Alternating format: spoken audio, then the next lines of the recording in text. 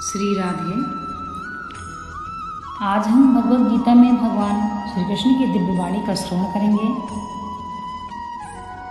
भगवद गीता के अनुसार किसको किसको भक्ति का अधिकार है, कौन कौन भक्ति कर सकता है, आज ये सब कुछ गीता में ही हम ज्ञात करेंगे। श्रीमद् भागवत गीता साक्षात भगवान की दिव्य वाणी है। इसकी महिमा अपार है, अपरिमित है, उसका यथार्थ में कोई वर्णन नहीं कर सकता है। शेष महेश गणेश भी इसकी महिमा को पूरी तरह से नहीं कह सकते, फिर मनुष्य की तो क्या बात ही है। इतिहास पुराणों में जगह जगह इसकी महिमा गाई गई है, परंतु जितनी महिमा इसकी अब तक गाई गई है उसे एकत्र कर लिया जाए तो भी ये नहीं कहा जा सकता कि इसकी महिमा इतनी ही है।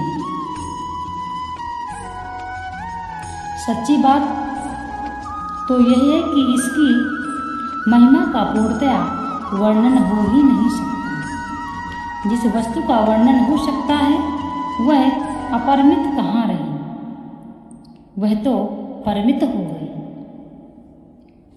गीता एक परम रहस्य ग्रंथ है। इसमें संपूर्ण वेदों का सार संग्रह किया गया है। इसकी रचना इतनी सरल और सुंदर है कि थोड़ा अभ्यास करने से भी मनुष्य इसको सहज ही समझ सकता है, परंतु इसका आशय इतना गूढ़ और गंभीर है कि आजीवन निरंतर अभ्यास करते रहने पर भी उसका अंत नहीं आता। प्रतिदिन नए नए भाव उत्पन्न होते ही रहते हैं, इससे वह सदा नवीन ही बना रहता है। एवं एकाग्रचित होकर श्रद्धा भक्ति सहित विचार करने से इसके पद पद में परम रहस्यमय भरा हुआ है।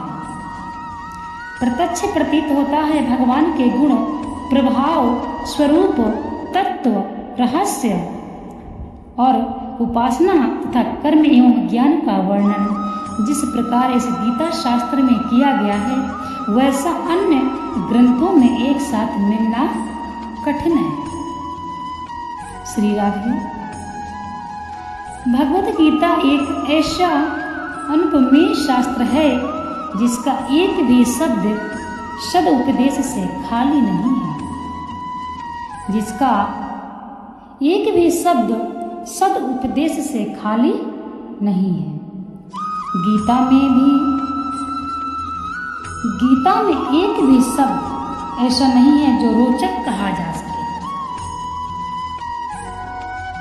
इसमें जितनी बातें कही गई हैं वे सभी अक्षरशः यथार्थ हैं, सत्य स्वरूप हैं।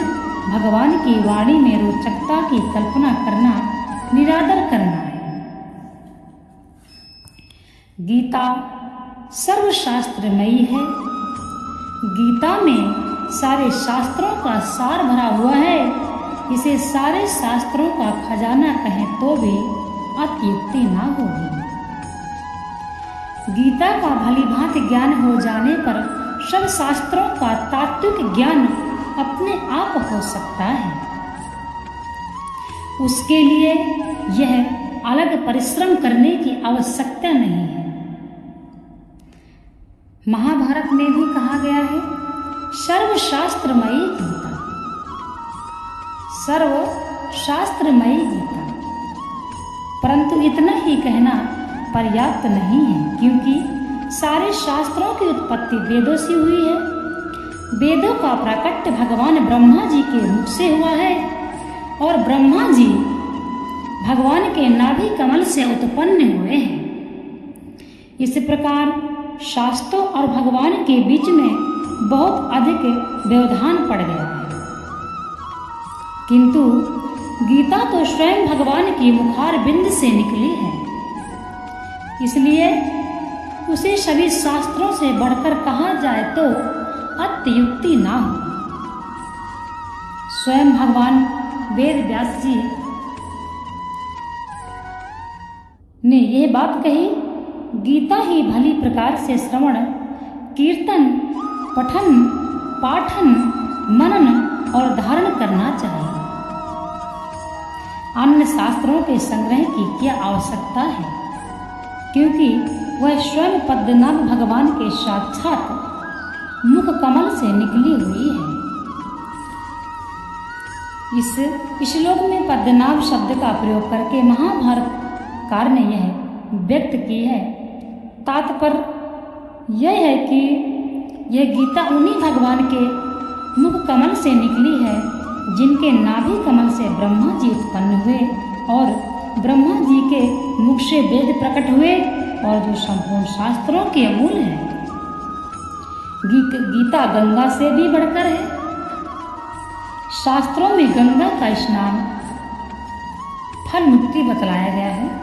यदि आप गंगा में स्नान करते हैं तो आपके पाप नष्ट हो जाते हैं, परंतु गंगा में स्नान करने वाला स्वयं को मुक्त कर सकता है, वह दूसरों को तारने की सामर्थ्य नहीं रखता। परंतु गीता रूपी गंगा में गोते लगाने वाला स्वयं तो मुक्त होता है, वह दूसरों को भी तारने का सामर्थ्य हो जाता है उस व्यक्ति में। गंगा तो भगवान के चरणों से उत्पन्न हुई है और गीता साक्षात नारायण के मुखार बिंद से निकली है। श्री राधे। फिर गंगा तो जो उसमें आकर स्नान करता है उसी को मुक्त करती है, परंतु गीता तो घर घर में जाकर उन्हें मुक्ति का मार्ग दिखलाती है। इन्हीं सब कारणों से गीता को गंगा से बढ़कर कहते हैं। गीता गायत्री से भी बढ़कर है। गायत्री जब से मनुष्य की मुक्ति होती है यह बात ठीक है, किंतु गायत्री जब करने वाला भी स्वयं ही मुक्त होता है, पर गीता का अभ्यास करने वाला तो तरन तारण बन जाता है। जब मुक्ति के दाता स्वयं भगवान ही उसके हो जाते हैं, तब मुक्ति की तो बात ही क्या, मुक्ति उसकी चरण धूलि में निवास करती है। मुक्ति का तो यह शस्त्र खोल देता है। गीता को हम स्वयं भगवान से भी बढ़कर कहें तो अत्युक्ति ना होगी। भगवान ने स्वयं कहा है, मैं गीता के आश्रय में रहता हूँ, गीता मेरा श्रेष्ठ घर है, गीता के ज्ञान का सहारा लेकर ही मैं तीनों लोकों का पालन करता हूँ। इसके सिवा गीता में ही भगवान मुक्त कंठ से यह घोषणा करते हैं कि जो कोई मेरी इस गीता रूप आज्ञा का पालन करेगा वह निसंदेह मुक्त हो जाएगा। यही नहीं, भगवान कहते हैं जो कोई इसका अध्ययन भी करेगा उसके द्वारा मैं ज्ञान युग से पूजित हो जाऊंगा। जब गीता के अध्ययन मात्र का इतना महात्म्य है, तब तो मनुष्य इसके उपदेशों के अनुसार अपना जीवन बना लेता है और इसका रहस्य भक्तों को धारण करता है और उनमें इसका विस्तार एवं प्रचार करता है और उनमें इसका विस्तार एवं प्रचार करता है। उसकी तो बात ही क्या है। उसके लिए तो भगवान कहते हैं, उसके लिए तो भगवान कहते हैं कि वह मुझको अतिशय प्रिय है। भगवान को प्राणों से भी बढ़कर प्यारा होता है। यह भी कहा जाए तो कुछ अनुचित नहीं है। भगवान अपने ऐसे भक्तों के अधीन बन जाते हैं। अच्छे पुरुषों में भी यह देखा जाता है कि उनके सिद्धांतों का पालन करने वाला जितना उन्हें प्रिय होता है, उतने प्यारे उन्हें अपने प्राण भी नहीं होते। गीता भगवान का प्रधान रहस्यमय आदेश है।